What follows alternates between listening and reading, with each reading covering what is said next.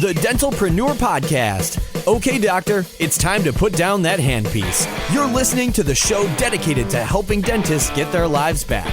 It's time to decrease your stress, increase your profitability, and regain your passion. Now introducing your host, Dr. Mark Costas.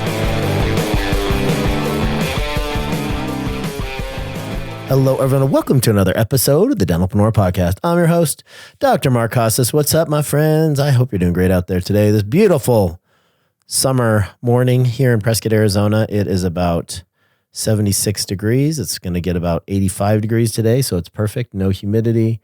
I just love Prescott in the summertime. Anyway, enough about weather. Today we have a great guest on, a recurring guest, the Executive Director of the Dental Success Network, Sydney Robinson, is joining us today. And we just wanted to talk about some common themes that we're seeing inside the network, some of the things that she's seeing on the road as a traveling consultant, in addition to her duties at DSN, and maybe some other fun things about, I don't know, summer vacations and stuff like that. So Sydney, how's it going? It's going good. It's going good. By the way, that was a great intro. You should definitely audition for the Weatherman in Prescott because that was really good. Well, thank you. If we had a weatherman in Prescott, I might audition, but we don't even have local news here. So we're a small town. Well, if you build, more will come, right? What is that saying? Build and they will come. Well, that's the thing. I don't want more to come. That's why I live in Prescott. I feel like I can live anywhere in the world, and I choose this tiny little town that's 2 hours from a major metropolitan airport because I want to be left alone when I'm not on the road. And it's a beautiful place to do that. Nobody bothers me here. It is. Well, thank you so much for having me on. I love the recurring ones because we just get to talk about all the things. So thanks. Yeah, of course. Yeah. There's a lot of interesting things happening in DSN right now. A lot of it, to me, it feels like it's swirling around expansions. A lot of people are doing de novos, a lot of associates contemplating purchasing practices and kind of going back and forth between like, is an acquisition a better idea or is a de novo a better idea? And then there's always the normal things like frustrations, like it's always about human resources, right? It's always about humans, frustrations about humans. And that's what's cool about DSN because it's not an open forum. It's only for licensed dentists. If you want to have a vent session respectfully about somebody on your team, we don't use names, obviously, but you can do that with the privacy of knowing that it won't get back to your team, and it's a safe place for doctors to kind of air their frustrations and get the support of their peers, which is what I like so much about that type of forum.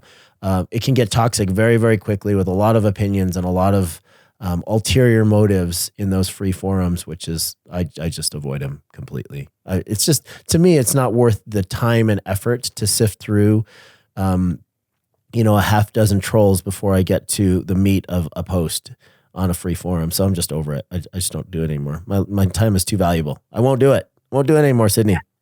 No, we don't have to take any of that. And that's what I love about DSN too. Recently, there was a debate about whether or not you should charge for, it's like HMO, DMO, if you should charge for like an upgraded lab fee with the DMO, HMOs, right? And what I loved about that whole conversation was there was so many different respectful opinions on whether or not you should do that. And the power of DSN, the consensus for me was, no, you really shouldn't because of several reasons. One of them being that it's not an upgraded lab charge if you're porcelain, zirconian crown. The only time you do that is if you're doing like a full gold cast crown or some specialty crown or something like that, right? Yeah. But there were so many people who just didn't know. And for us to open their eyes to that, it was really powerful. And you had some different opinions on it, right? But it's a respectful place where you can go and you can post those things. You feel comfortable enough. And not only did we educate a few people, it was also one of those things of you could choose whatever you want to do. But respectfully, this is the best practice for it. Yeah, that's a really good example. And then there are, some differing clinical views on certain things. Like hey man, I want to do an all on 6 on this case. Here's the x-rays. And it's like, well, you got some salvageable teeth there. You got some teeth that probably you could do RCT buildup and crown. You could potentially do some removable. How about just placing implants in the areas where there are edentulous versus extracting the good teeth? And I think those are good, healthy debates. I mean, I love to sit back and like literally just read and absorb the different clinical viewpoints. And I think that a lot of times those devolve into just like you're a hack or you're overly aggressive or just people just kind of pointing fingers and taking their sides and not opening your mind to different points of view, right? It's like everybody needs to these days, I feel like in the general kind of world, everybody needs to like find this camp, dig their heels in, and not just close their mind off to all other opinions, right? So, I mean, we live in gray areas. Like it doesn't always have to be black and white. You don't have to be, one party or the other politically. You don't have to have like this stance on, your clinical views that's unbending and inflexible. So I think it's a big part of kind of being kind of the elder statesman inside DSN. I'm part of the older portion of the population. I've been doing this for over 2 decades now. And you gather this bank of knowledge. But more than that, you get this almost, and I'm not trying to sound arrogant in any way. It's just, this is just part of the aging process. You gain a little bit of wisdom to like pick your battles, to shut up and let people talk, get a little bit more curious, and not be so damn opinionated and inflexible. And that's one of the cool things that happens I think in your 40s. Like you're like, I don't care as much about what people think about me. And I'm going to be a lot more curious because not all of my thoughts are necessarily right. And not all of my opinions are necessarily right. So I hate to get all, right brain fluffy on you, but those are just some of the things that I think are so valuable about a community where you can feel safe and post things and not get attacked. I mean, that's the bottom line. Yeah, that is. And I think you're right. At some point, even just if you're not in your 40s, I'm getting there, touching on it. But it's just, I'm at that place too. And I see a lot of people they're just there for the mentorship. They're just there to see do's and don'ts. And I love that we have this community of people that are open to sharing all of their wins, their failures. There have been so many long posts about family and being a practice owner. So this community is definitely something that I know I am overprotective of because, we want to make sure that we continue to build this and people do feel comfortable and safe. So yeah, I think that this is definitely something that we could always talk about and go on and on about for sure. I wanted to take this in another direction, and I hope you don't feel like I'm ambushing you because this is just completely off the cuff. I've not prepared anything with Sydney, but I wanted to talk to you about some of the interesting things you've seen on the road as a traveling consultant, because that's how I started. When I started DSI, I had a totally different idea of what it was going to be, right? So my first year, I had 11 members/clients, and I traveled to each one of their offices. I met every single one of their office managers. We sat down in a circle and we like worked on the practice. It was literally like 8 hours of hot seating and like kind of turning their systems inside out. And it was like full service. I was in the trenches, like doing it, in addition to extremely busy clinical schedule.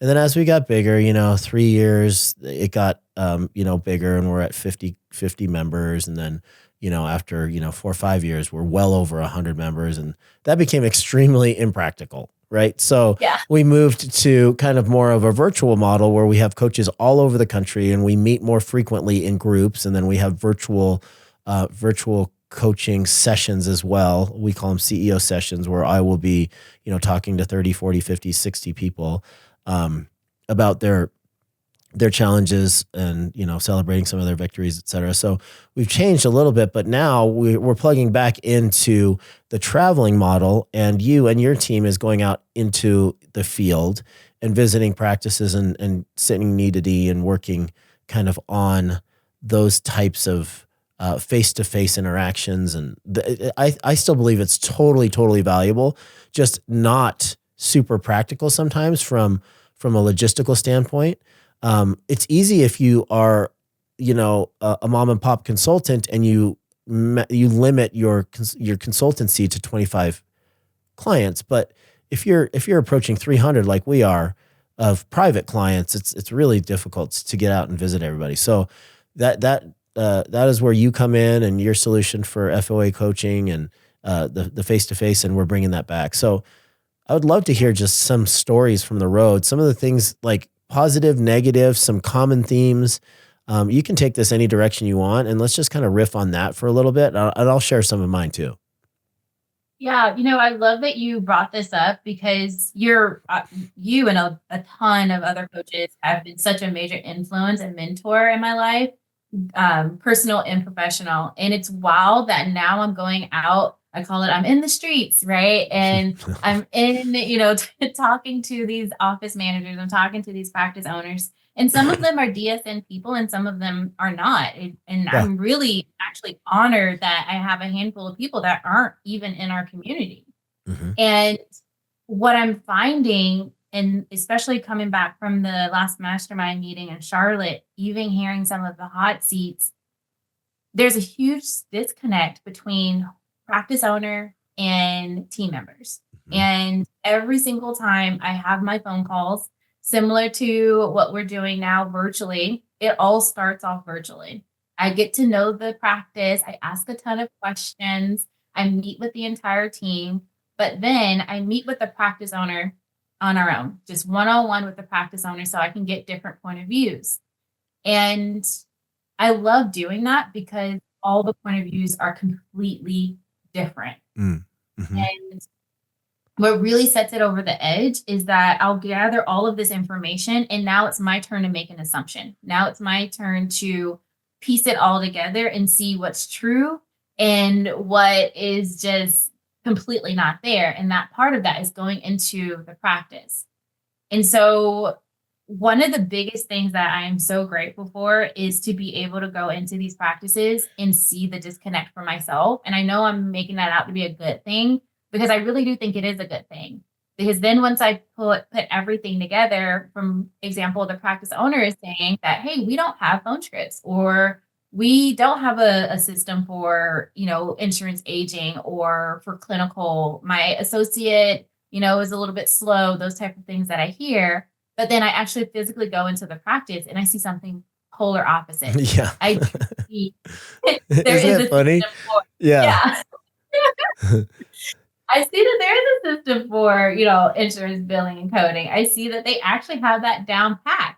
It's just, there's nothing written out. Right. Or, the system resides in their brain. So they think there is no system, but there's definitely systems. People that get a 0 systemization score on our systemization tracker and assessment often are more systemized than they think they are. They just need to organize it, write it down, and turn it into some sort of trainable protocol.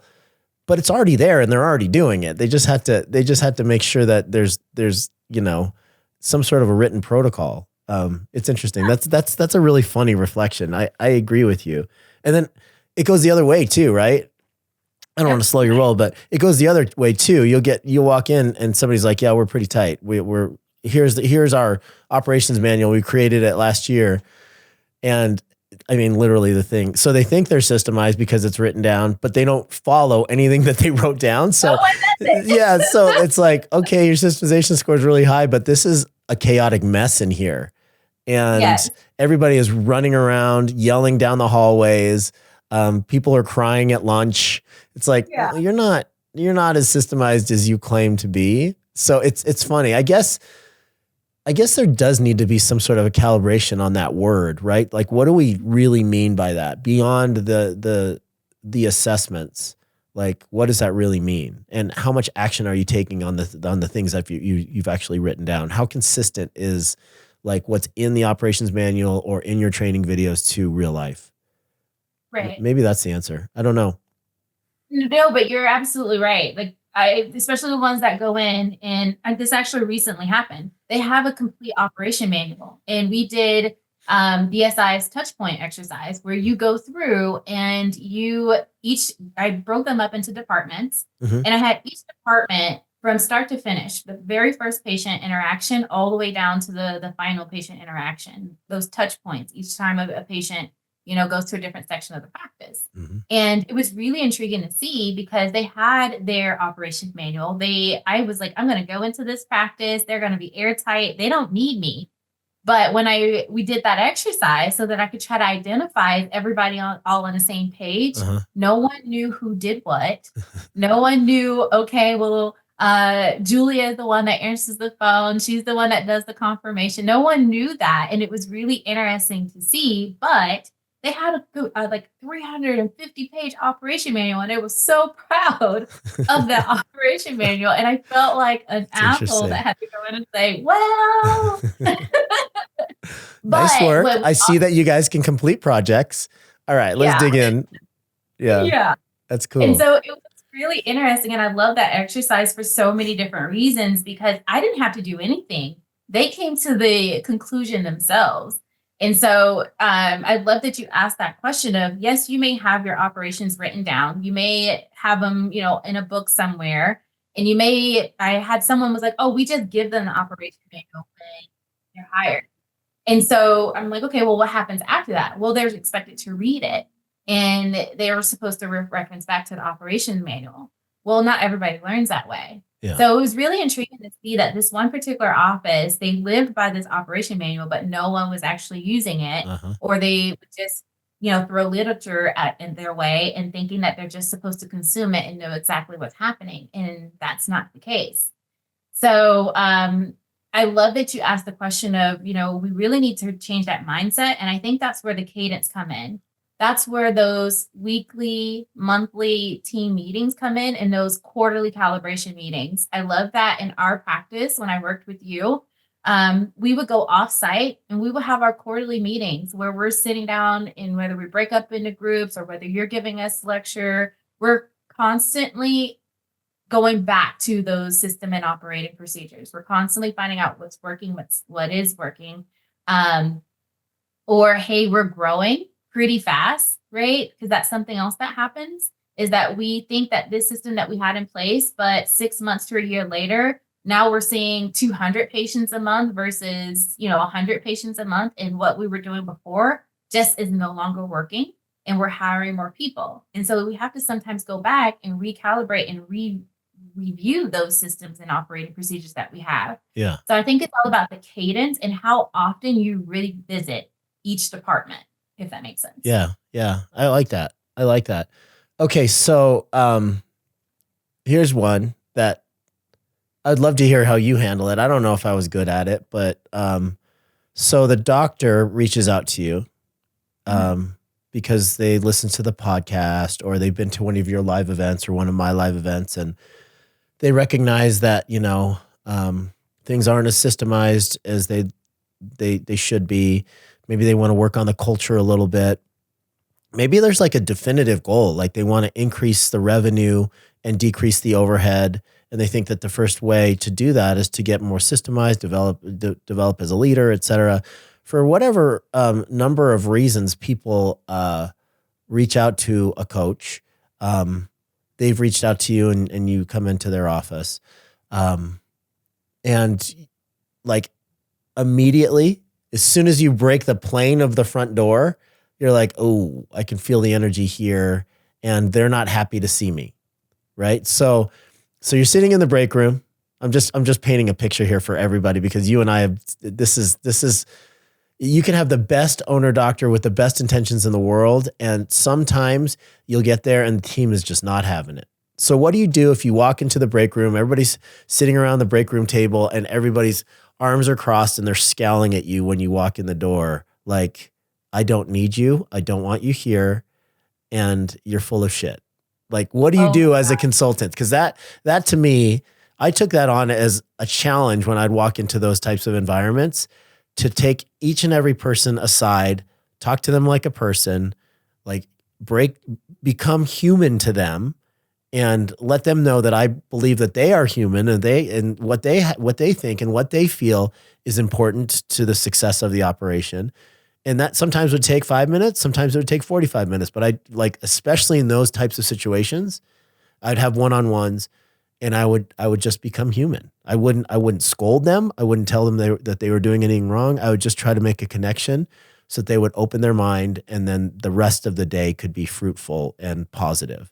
What is your strategy when you go in there and you have the arms crossed, scowling look from 6 of the 8 employees?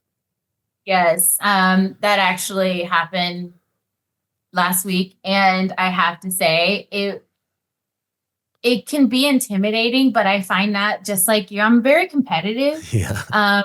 If no one knows, between me and Mark, mentor, love him, role model, but we're really competitive people. Oh yeah. You should just play kickball. Play kickball. Just play kickball. we just did. We just played bags and kickball at our last retreat. Yeah, we're competitive, man. Like very competitive. And just like you, I do see that as a challenge. And I think one thing that sets me apart, or that I hope sets me apart, is exactly what you just said. I want people to feel as if they're human beings, that I'm not there to tell them what they're doing wrong. So what always defuse situations, right? This humor is talk 101, just not even talking about the dental practice. When I walk in, I want to get to know the team members. So my favorite thing is to find out their love language. So we always start off with something like icebreakers, such as what is their love language, their spirit animal. I now have developed this thing about asking them who's their celebrity crush. Oh, and it instantly breaks the ice. Like now everyone is all intrigued, and I've thrown them off a bit to where they're not so defensive. I think 50% of being a coach is lowering those defenses and knowing how to do those. And so that's the only thing that I've seen so far that has worked, is not even talking about the practice, not jumping into the meeting. The first 20 minutes is us getting to know each other personally and not on a clinical or a professional level. I want to get to know them personally. I ask them how long they've been in dentistry. I ask them, how their experience in dentistry. Then I lead into those things. And then the final thing that I do in those meetings is I find out from them, hey, what do you think is going well? And what do you find challenging? And then that's when everybody feels open to communicating, because when they actually want to hear about their views, what they value, I found that method has worked for that initial visit. I also relate to them because I was a team member. I worked my way up through the practice like a lot of the team members that are working for you guys. I've been there and I've done that, and I get to relate to them. And I don't tell them, I don't go, well, have you done this? I go, you know what? We experienced something similar to that. And then I would give them the scenario. And then now it's almost like we're just sitting with a glass of wine and we're just talking about the practice. And that's the first visit. I don't want it to be anything more than us gals and guys sitting around the table, and we're talking about the dental practice. We're talking about the reason why we're in dentistry. We're talking about what we want to get out of our careers. And I always lead with that one first. And then we go into GSD and getting things done. So I love that you mentioned that. And that is the first thought that goes through my head, is how can I break this barrier right now without them even knowing that that's what I'm trying to do? And the first thing is to get them off guard and off balance by their thinking that I'm going to go in and start talking about the practice. And I don't. I go in, start talking about hot guys and race cars. Who doesn't like that? I mean, that's a great place to start. That's a great place to start. I want to talk about hot guys and race cars. And I said that because that's actually the last meeting that I was in. Come to find out, one of the girls used to race drift, used to do race, not, and it just went downhill from there. And we all bonded from race cars and hot guys. It's so funny. And I'm for it, right? Yeah. But it's the things that we have to do to, like you said, make them feel like human beings. And I think that that's the first thing that I found that worked. And I want to keep using it because I don't want people to think that someone's coming in and trying to tell them that they're doing all the wrong things. Someone's coming in and now everything is going to change, because it's not the case. You may be doing some awesome things, and I want you to continue to do those awesome things. I want to find out the things that sometimes you get up in the morning and you dread coming into work. I want to know those things, and then how can we fix those things so that it's a place of unity where we have a healthy culture. We're all happy to work together, and it's not a place of just, I'm here to collect a paycheck. For sure. That's a great answer. Tell me this, like, what you recently you hosted an OM workshop meeting in North Carolina. So you've been there twice in like the last 6 weeks. Yeah.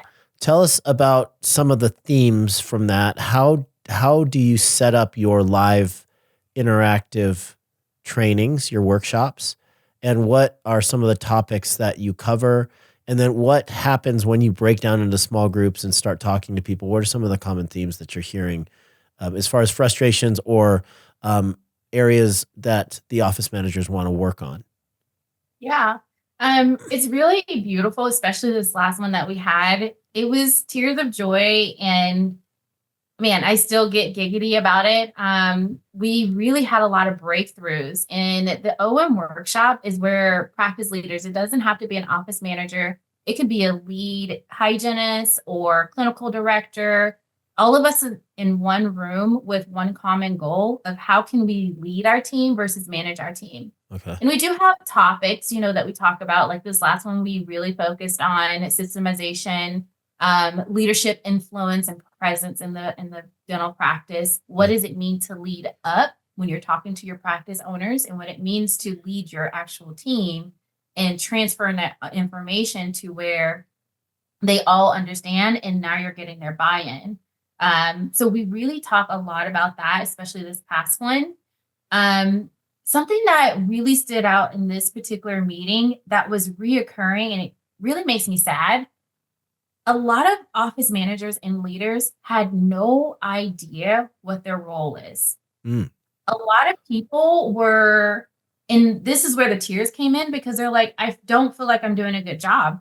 I don't know what I'm supposed to do. My doctor says that we need to increase case acceptance. That was one that was reoccurring. We need to increase case acceptance. We need to collect more. Our account revenue cycles are off, but they're not giving them expectations. And when I say that, I mean, hey, Sid, our case acceptance is down. Okay, awesome or not awesome. Tell me more about that. Where should we be with our case acceptance? A lot of them didn't even know what their production collection goals were, Mark. That's where I got sad. Yeah. A lot of them had no idea when we say, hey, you should be collecting 98% of what you're producing. No one had no idea what that was. Yeah. And is that a practice owner problem? I'm going to show some tough love to anyone listening. Yes, that is a you problem, and that's not a them problem. And a lot of doctors that I actually start working with now, I had to break that barrier of, I don't want my office manager knowing how much income I had coming in. Mm-hmm. I don't want them to know. And I guess, with reason, I understand it, but how are they supposed to do a job if they have no idea what goals they're supposed to have? Yeah. I mean, I think you and Jake say this a lot. Your numbers is just a byproduct of your success. It tells a story, but if they have no idea what those numbers are and what story is supposed to tell, then how are they supposed to do their job effectively? Yeah. How are they supposed to get the team to buy in when they have no idea? So when we started to talk about KPIs, there were so many questions, and it really did. My body even just dropped because I felt for them. There were so many gals that just kind of broke down, and guy that just broke down and was like, my doctor's never told me about production collection. I don't even know what the difference is between gross and net. We don't have a monthly supply budget. And when I went back, because I did go back and I followed up with a lot of the practice owners just to talk through this with them, and I did complimentary one-on-ones. What made me even sadder, and I did have to, like, again, show some tough love, was you want this person to lead your practice, but you don't feel as if you can trust them, because that was ultimately what it was. You don't feel like you can trust them with knowing what your monthly budget is, knowing what you should be producing, what goals you have. I asked the practice owners, where do you want to be? And does your office manager know this? And when I say, where do you want to be? Do you want multiple practices? Do you want to be a solo practice owner? What are your goals and where do you see the practice? And does your office manager know this? Almost 70% said no. But why? Right? We are in DSN. I see so many doctors posting about, well, these numbers are off, or I'm having trouble with buy-in, or I'm having trouble with culture. My office manager doesn't know how to do this, this, and this. And then now that I'm hearing from both sides, Mark, I'm only taking a lot of this with a grain of salt. Even in the hot seats that I was in, we had some people that didn't feel as if their office managers could, I guess, take on the role as a leader in the practice and be their counterpart. Uh-huh. I think that was something that I am so blessed to have, was that you actually trained all of your office managers of what it means to run a profitable dental practice. And did we have all of the P&Ls and the EBITDA and all that jazz? We didn't, but we had all the tools we needed to do our job, and we knew what those words meant. We knew the definition of it.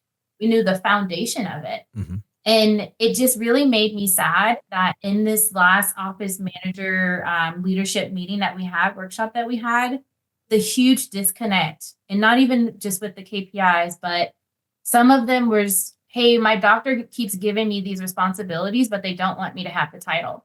A lot of them weren't even office managers. And they was like, it's not about the title. It's more about what they want from me. Do they want me to lead the practice? Because whenever I try to lead the practice or I try to do HR things, it goes around me, and then the team members still get what they want. Or they're trying to help the doctor implement things, but everything still needs to filter through the doctor. For example, Mark, you gave us that, and I gave them this example. If I didn't know that I had $500 to make it right, that was something that you always told us, we have $500 to make it right. Mm-hmm. That means the patient refund, whatever happens, right? Mm-hmm. I don't need to go to Mark for that. Well, that was something that you set. We set guidelines of what does my leadership looks like and when do I need to come to you? And that's just one example of how you can set those expectations and how you can give your office managers or team leads, whomever they are, the tools so that they can lead the practice. And you can go on a trip to Jamaica, or you can go race cars and Ferraris or whatever you want to go do as the practice owner. But you know your practice is still going to run efficiently without you there, because you have a leader that's planted there and they're an extension of you. If your office manager team lead is not an extension of you, why do you have them there? Mm-hmm. And that's what really makes me sad. And we're having another one in Denver, and I already seen that some of the leaders are coming back, but I really want to help work through this with a lot of our practice owners and our leaders. Let's bridge that gap, and can we change the mindset of an office manager is just there to be the workhorse, and instead let's make them an extension of you so that you can focus on running your practice, doing clinical work, or doing what you love to do. Yeah. So with all that said, that's what happened. Yeah, I love that. Gosh, you touched on so many cool points. One of them is, from a leadership perspective, I think that we overcomplicate leadership. And it is a very subjective kind of term. And if you asked 100 people to define leadership, you'd probably get 100 different definitions. But I think that one of the key things to leadership is being very clear about your expectations and helping your people understand with really, really precise clarity what success looks like for their position. And, that's a reasonable debate reasonable debate, whether or not you share all of your profitability and your take-home income and even the production of the dental practice with your team. So I'm not going to get into that debate right now, but you do have to define certain KPIs and certain ways that they can gauge their success for their position. And, a lot of times it's like, okay, so for your position, we want to make sure that you keep the budget under this number for dental supplies and lab supplies for variable expenses. We want to make sure that we get X number of 5-star reviews. We want to make sure that we have a certain percentage of case acceptance. We want to make sure that there's a certain percentage of calls that don't go to voicemail and that are actually answered by a live person. And then there's also lots of different things that we could do now with, voice over internet, where we can record every phone call and we can audit those phone calls and we can coach people as far as that goes. So all of those things don't have anything to do necessarily direct line with production and collections, but there's lots of different ways that you can actually gauge performance, and they can watch their performance without looking at the production collection numbers. And you can still utilize tangentially those types of KPIs to increase your top line and bottom line without them seeing.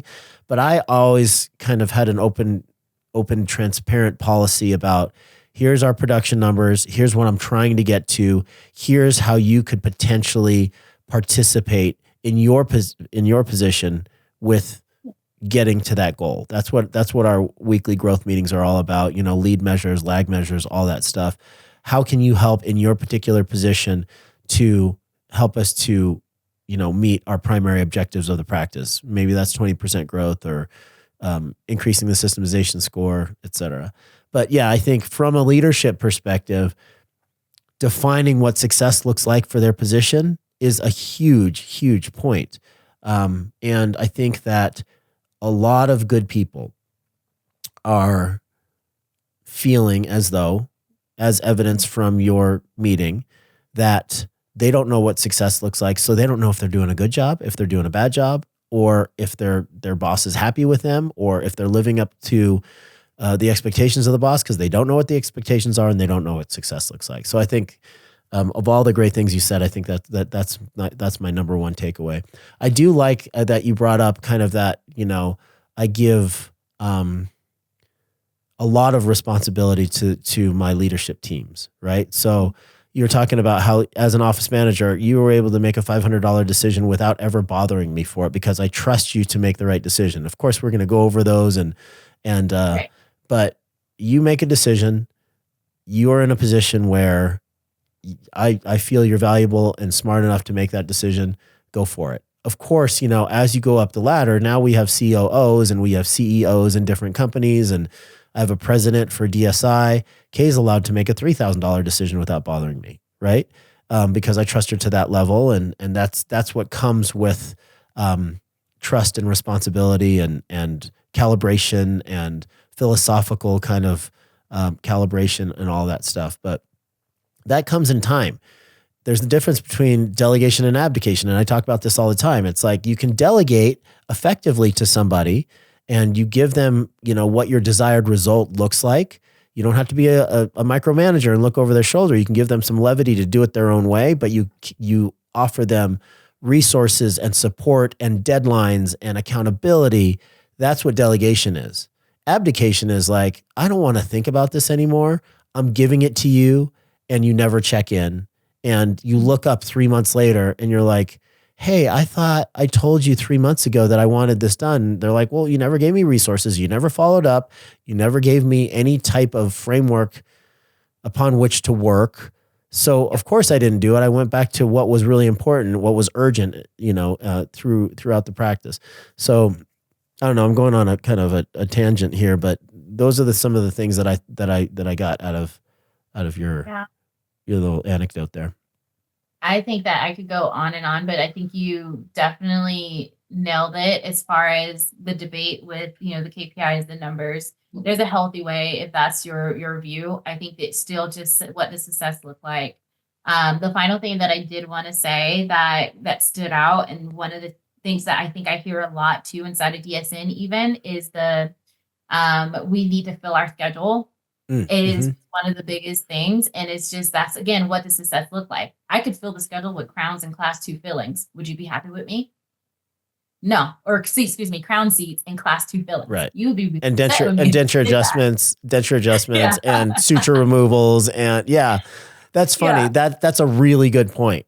It's a really good Right? point. We see that happen a lot. It's like, look, doc, your schedule's totally full. You're like, how come when I look at this column on Open Dental, it says that my production today is $1,600 and I don't have like a second to breathe? It's because it's all low value stuff. You know, there's no block scheduling happening there. Filling a schedule for the sake of filling a schedule is not what we're looking for here. Exactly. So filling a position is not filling a position for the sake of it. So I like to always use that comparison. Mm-hmm. You may tell your person, hey, fill my schedule. They may put what they think on that schedule. So whenever you're wanting to delegate something, just keep that in mind, that you may say, hey, Sydney, I want you to sign up for Front Office Academy. Okay, I can go and sign in, but what I didn't do was add our team members. I didn't do any of the things. I didn't tell them the why. I did nothing other than that one thing you told me to do, which was sign us up or fill the schedule. So kind of think like that. If this is something that you guys is kind of hitting home, I like that one as my perfect comparison of how to actually, delegate and be super intentional about what it is that you need. Love it. Well, Sid, thank you so much for taking the time today. That was a fun riff episode. I'm heading off to the Dominican Republic right now. Going to do some jungle dentistry with my youngest son, Brady. We look forward to this every single year. We have like such an awesome small town 4th of July festivities. We have the rodeo here. We have a rodeo dance and like a parade and all that. And we miss that every single year because we go to this, it was Bryce first, but now it's Brady. We go on this trip every year over the same week, which is 4th of July week.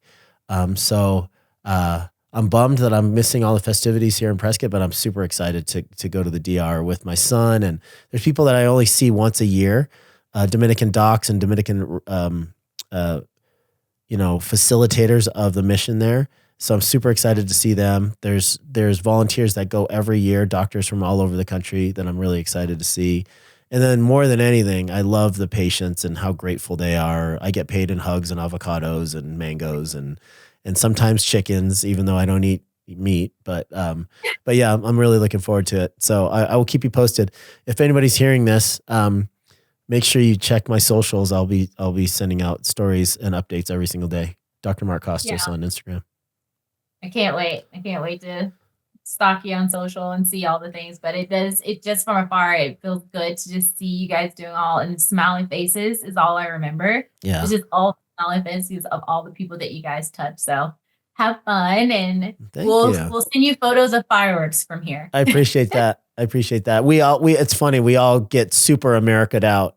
Like I have like a red, white, and blue bandana and like a flag t-shirt and like, and then we sing karaoke every 4th of July. And that's our tradition. This is my 7th year doing this, and we do it every year. Oh, one more thing, Sid. What's the best way for people to find out about your live events that are coming up or FOA coaching if they want you in the office? If you go to foacoaching.com, you'll be able to see upcoming events. The next one is going to be in Denver, which I'm super excited about, November 1st and 2nd. This time we're going to really focus on AR, account revenue cycles, insurance, talk a little bit about do's and don'ts to avoid insurance fraud, because that's something that's been popping up a lot in my office visits. So it's going to be a really good one. Of course, we have Rebecca, we have Brittany, who is our open dental specialist, and she'll have her demo database so we can just, do live show how-tos and things like that. So that's going to be in Denver, Colorado on November 1st and 2nd. And you can go to foacoaching.com/workshop if you would like to register. Sweet. All right, Sid. Well, thanks again. I hope that we fill that thing up really, really early. And have an awesome day. I'll talk to you very soon. You too. You have fun and safe travels. All right. Thanks, Sid. Ladies and gentlemen, the executive director of the Dental Success Network, Sydney Robinson.